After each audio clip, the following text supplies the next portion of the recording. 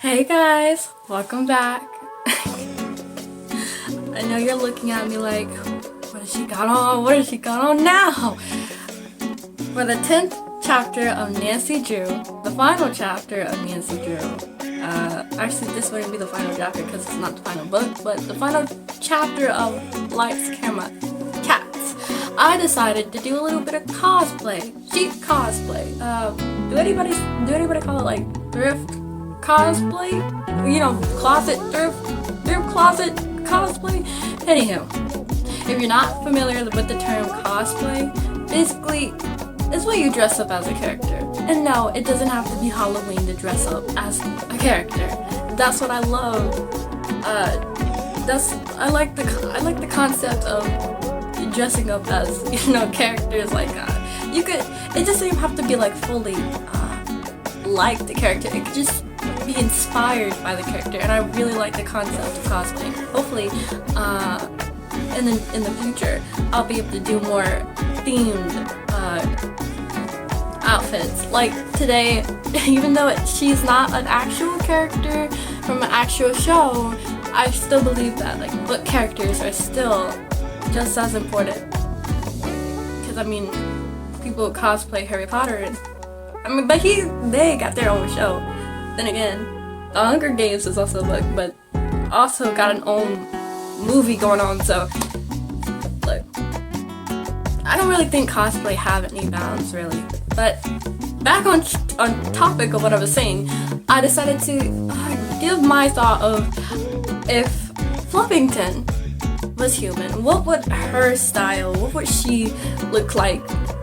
What theme could I give her? So I kind of feel like she would go for like a coquette, bougie, posh. I feel like she'd be nice, a nice cat, but I also feel like she'd be like very sassy, like very elegant. So hint the flowers, the pearls, the bow tie because she's a cat and she's got a collar.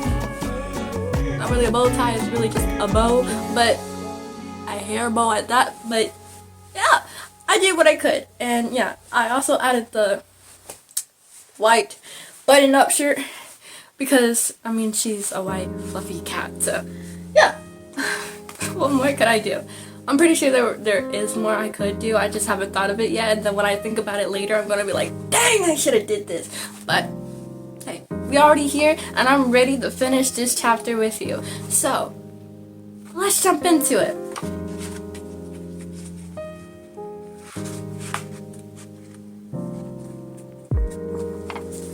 Chapter 10. It's a wrap. What type of wrap? Can I eat it? Everyone stared at Nancy. How can we find Fluffington? Mr. Banner asked her.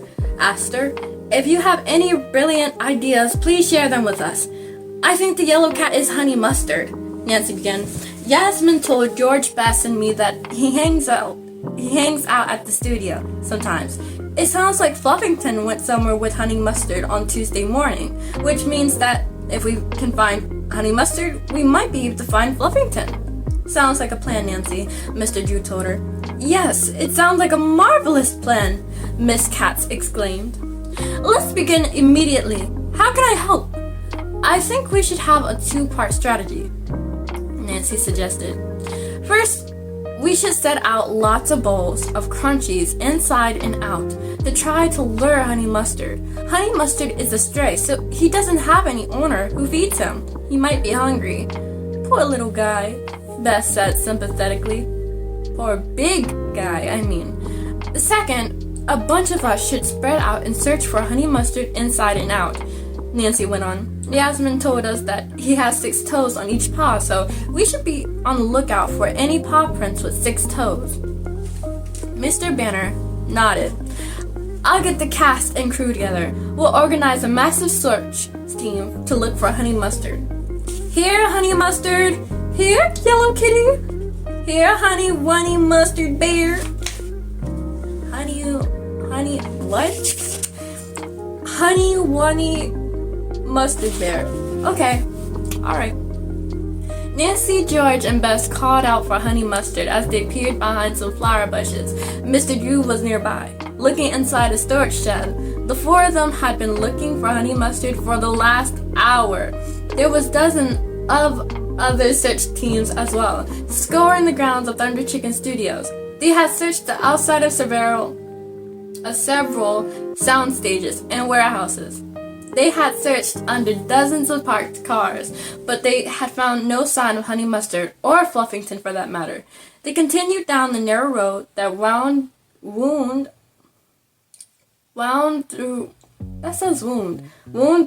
the studio grounds. They soon reached a dirt path that branched off from the road.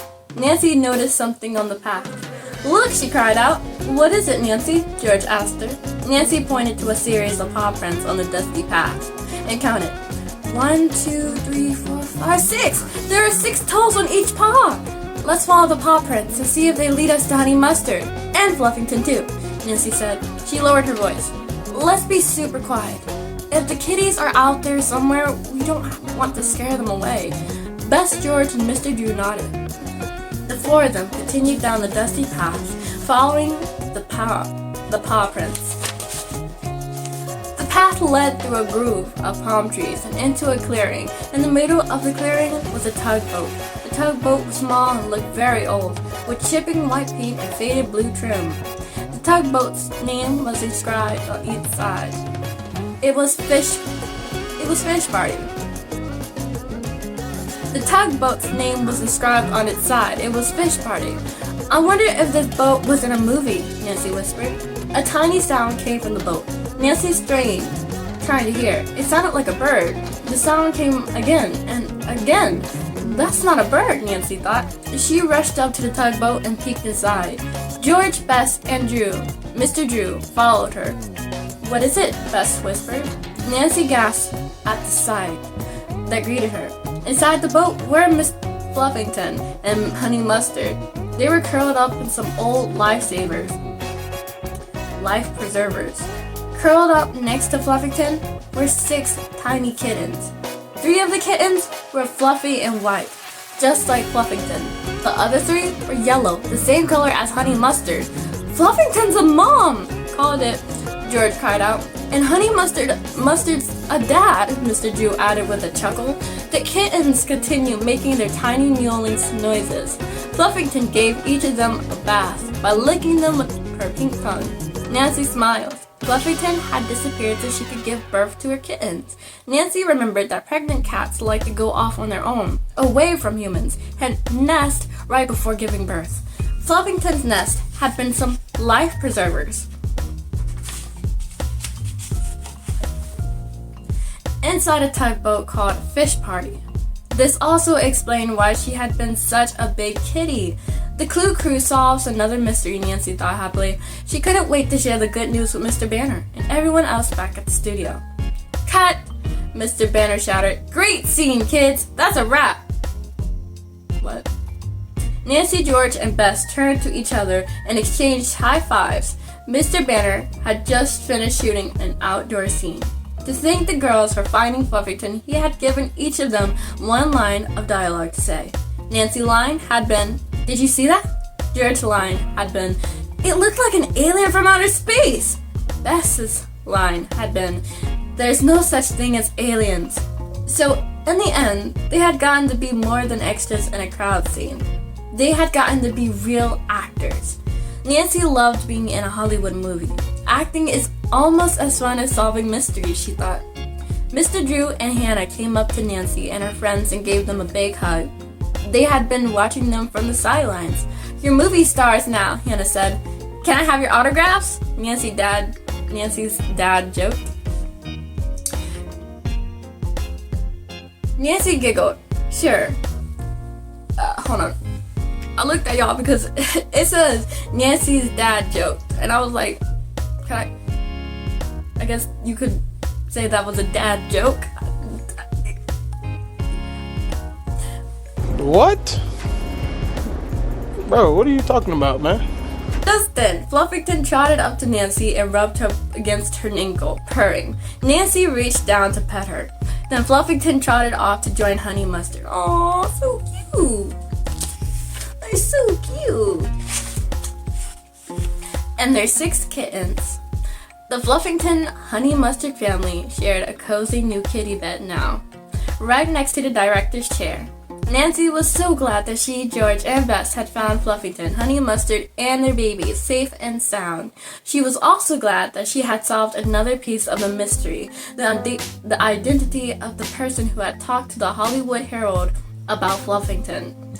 The culprit had been Beazle. Nancy had overheard him bragging about it to a friend on his cell phone. It looked like Beazle hadn't changed his troublemaking ways at all. If the movie stars aren't too tired, would they be interested in some pizza? Mr. Jew said to Nancy and her friends. I'm treating. Yes, Nancy, George, and Bess said all together. Meow. Fluffington and Honey Mustard cried. Nearby, Pom Pom barked. Nancy laughed. It was a perfect Hollywood ending. Woo! Yay! Hooray! That was awesome, y'all. That was nice. Oh, what is this? Throw a Hollywood movie party with your friends. Invite your friends to a Hollywood premiere at your house. Oh, okay, so.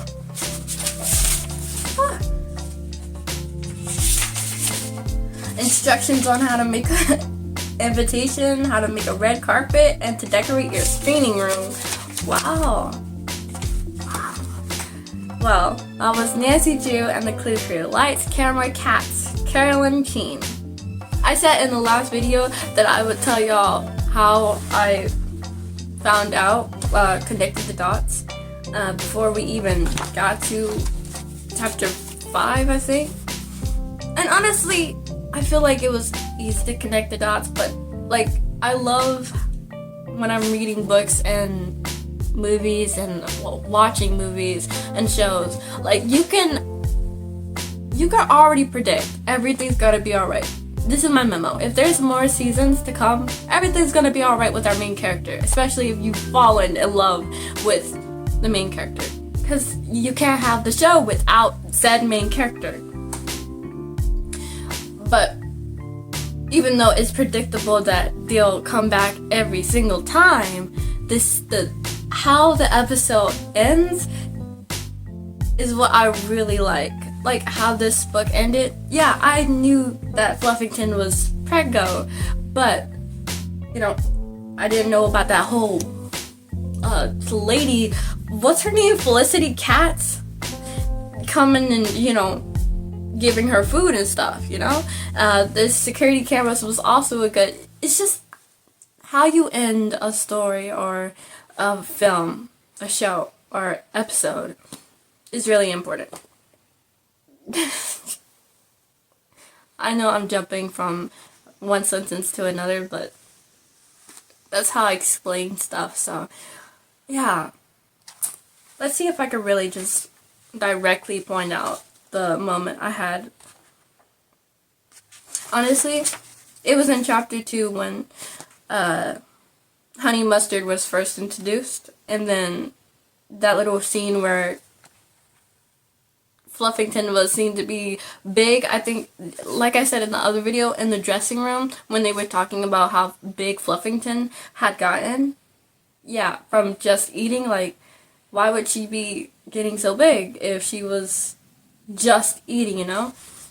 But anyway, I'm gonna see y'all next time. Thank you. Bonus.